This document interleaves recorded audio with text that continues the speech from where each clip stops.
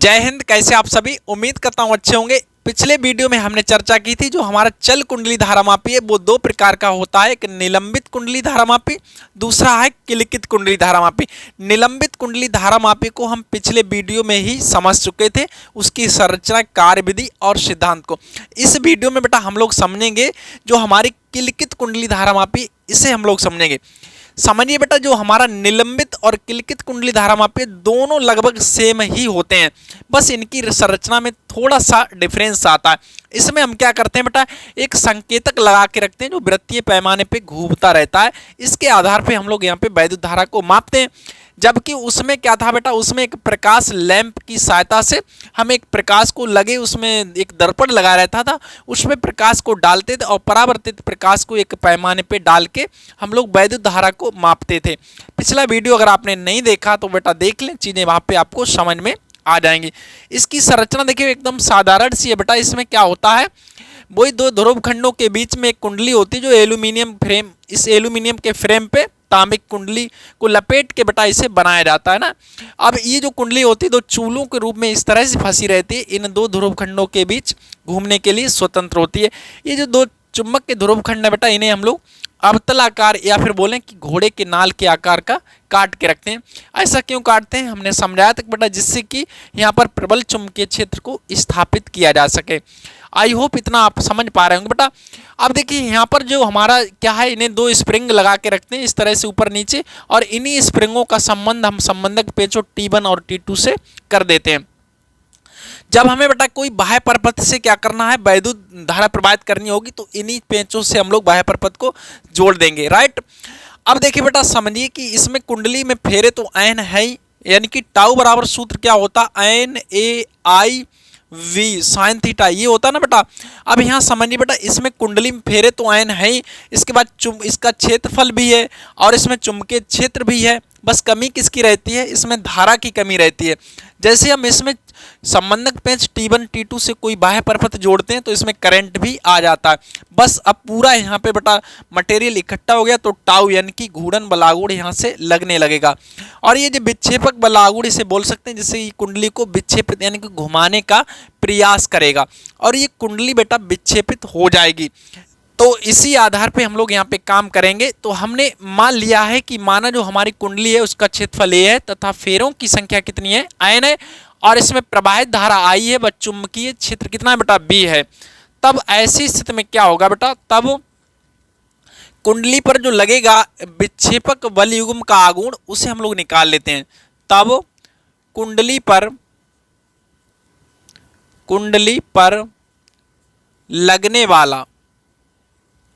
लगने वाला विक्षेपक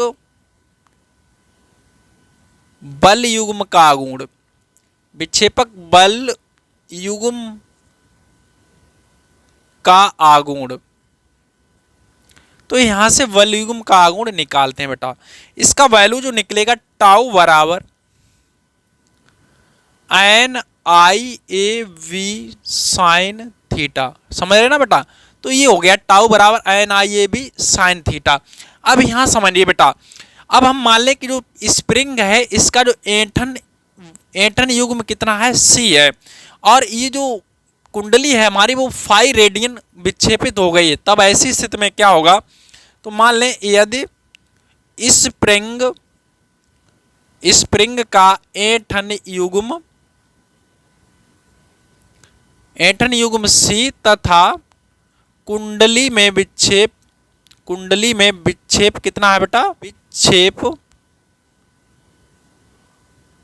फाई है, कितना है बेटा, फाई है। तब ऐसी स्थिति में क्या होगा, यहां से निकलेगा जो ऐंठन बल युग्म कितना निकलेगा, ऐंठन बल युग्म हो जाएगा C फाई। ये हो गया अपना समीकरण 2। और बेटा दीजिए संतुलन की अवस्था में जैसा कि हमने आपको बताया ये दोनों आपस में बराबर हो जाएंगे। तो संतुलन की अवस्था में क्या होगा, ये दोनों आपस में बराबर हो जाएंगे। तब संतुलन की अवस्था में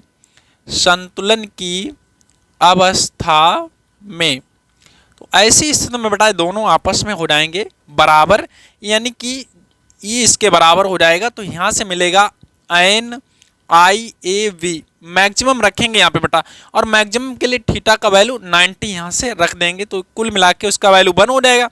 तो NIAV बराबर किसके हो जाएगा, C5 को हो जाएगा।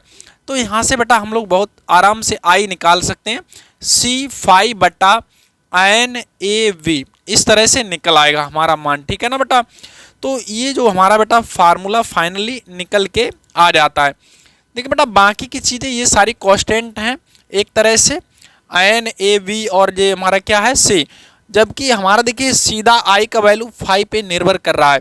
जैसे जैसे I का वैल्यू बढ़ेगा वैसे phi का मान बढ़ जाएगा यहाँ से। मतलब हमें यहाँ पर देखने को मिल रहा है जो I अनुक्रमानुपाती है वो किसके, phi के।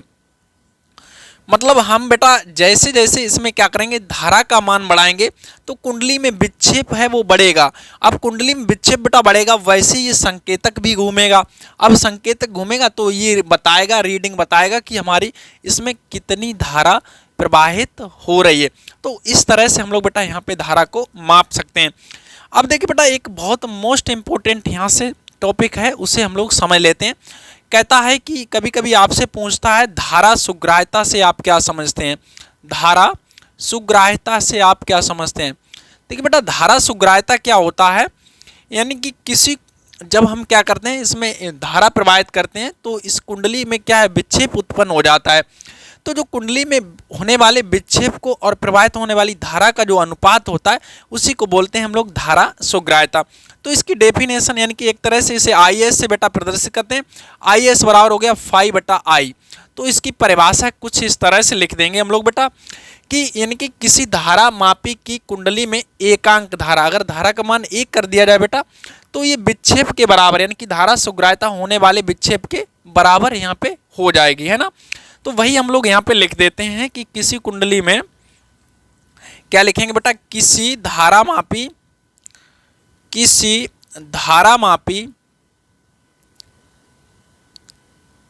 की कुंडली में एकांक धारा प्रवाहित करने पर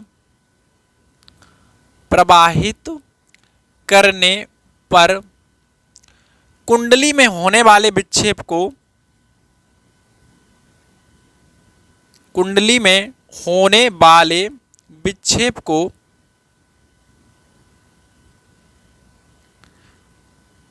धारा सुग्राह्यता कहते हैं, धारा सुग्राह्यता कहते हैं बेटा, ठीक है ना।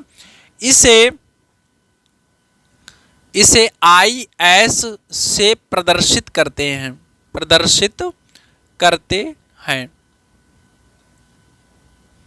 तो यहां से बेटा निकल आता है हमारा IS बराबर phi बटा I। अगर हम मान लें किसी कुंडली में I धारा प्रवाहित करने से उसकी कुंडली में जो विक्षेप है वो phi रेडियन का हो गया है, तो धारा सुग्राह्यता यहाँ से बेटा निकल आएगा IS बराबर phi बटा I। तो ये हमारा हो जाता है बेटा धारा सुग्राह्यता। इसे नोट करिए, फिर अभी हम आपको समझाते हैं। अब यहाँ जैसे समझिए बेटा हमारा IS बराबर phi बटा I हो गया। चाहे तो हम लोग थोड़ा सा इसमें और चेंजिंग कर सकते हैं, हम लोग I का वैल्यू यहाँ पे रख सकते हैं। तो हमें मिल जाएगा IS बराबर कितना मिल जाएगा बेटा, phi बटा I का मान क्या है, ये पूरा C phi बटा NAV, इस तरह से phi कैंसिल और ये हमारा ऊपर चला जाएगा तो कुल मिला के मिलेगा NAV अपॉन C। तो IS बराबर कुछ मिल जाता है NAV अपॉन C। तो ये हमारा हो जाता है धारा सुग्राह्यता, ठीक है ना। अब हम बात करते हैं बेटा वोल्टेज सुग्राह्यता की। किसकी बात करते हैं, वोल्टेज सुग्राह्यता। तो ये बिल्कुल सेम वैसे ही होएगा जैसे धारा वाला था। इसे BS से प्रदर्शित करते हैं, ये बटा होता है phi बटा I। तो यानी कि किसी कुंडली के जो सिरों के बीच एकांक वोल्टेज स्थापित कर देंगे। अगर B का मान कितना कर दें बेटा, B यहाँ रखें, अगर B का मान 1 कर दें तो हमारा ये BS है वो phi के बराबर हो जाएगा। तो इसकी परिभाषा भी हम लोग बता सकते हैं कि किसी जो धारा मापी है उसकी कुंडली में एकांक वोल्टेज स्थापित करने से कुंडली में होने वाले विक्षेप को वोल्टेज सुग्राह्यता कहते हैं, है ना। बहुत आसानी से हम लोग यहाँ पे लिख सकते हैं। क्या लिख देंगे, बिल्कुल इसी तरह से किसी धारा मापी की कुंडली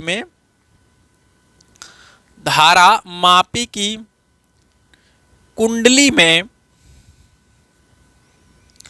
एकांक वोल्टेज, कुंडली में एकांक वोल्टेज स्थापित करने पर या लगाने पर, मतलब जैसे भी आप समझे वैसे लिख दें, ठीक है, करने पर कुंडली में होने वाले विक्षेप को, कुंडली में होने वाले विक्षेप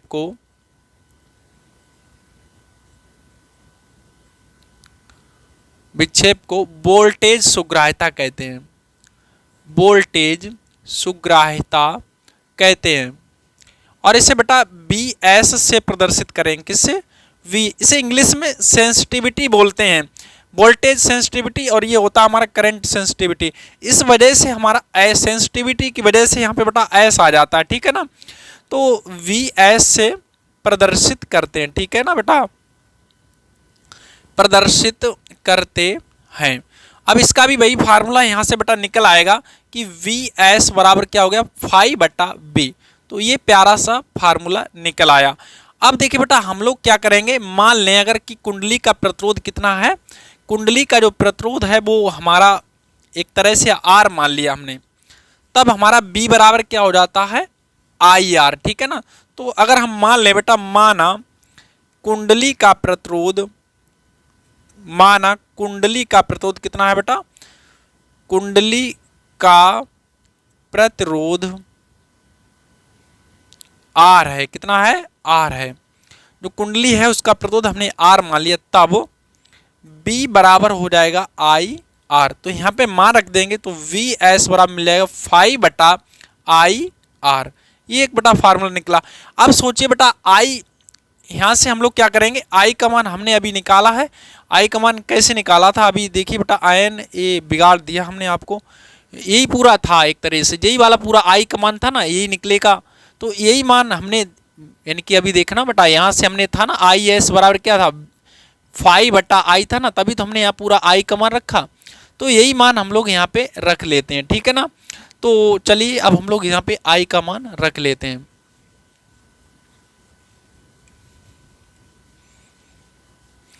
तो I का मान हम लोग रखेंगे तो हमें मिलेगा Vs बराबर फाई बटा I।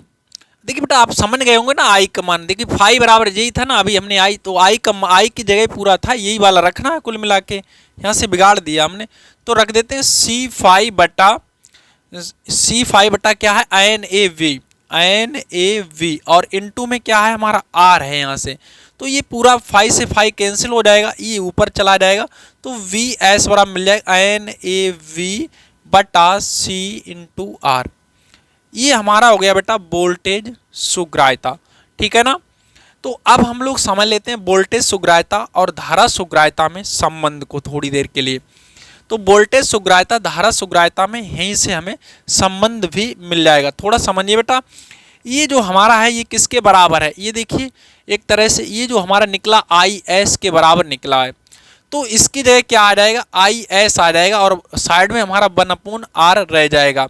तो एक तरह से हम लोग यहाँ पे लिख सकते हैं कि Vs बराबर IS इंटू 1/R, या फिर Bs बराबर IS बटा R, एक ही बात है। तो ये इनमें होता है बेटा संबंध। और देखिए बेटा ये जो संबंध है ये ओम के नियम से मैच नहीं खा रहा है। ओम का नियम क्या होता है यहाँ से अगर देखा जाए, देखिए इसका अगर निकालेंगे तो IS बराबर V इंटू R निकलेगा, क्या निकलेगा, IS बराबर VS इंटू R निकलेगा, जबकि ओम का नियम ये थोड़ी ना, ओम का नियम क्या कहता है, V बराबर होता है IR, और ये IS बराबर है BS इंटू R। तो इस चीज़ को बेटा बहुत ध्यान रखना है, ठीक है, नहीं तो आप गलती कर जाओ। ये ओम का नियम होता है, लेकिन आप इसके धोखे में इसे गलत ना कर दें, ठीक है ना। तो ये हो गया बेटा वोल्टेज सुग्राह्यता और धारा सुग्राह्यता में रिलेशन। ये हमारा धारा सुग्राह्यता का फार्मूला हो गया, ये हमारा वोल्टेज सुग्राह्यता का फार्मूला हो गया कुल मिला के, और इस तरह से हमने यहाँ पे भी आके वोल्टेज सुग्राह्यता को निकाल दिया।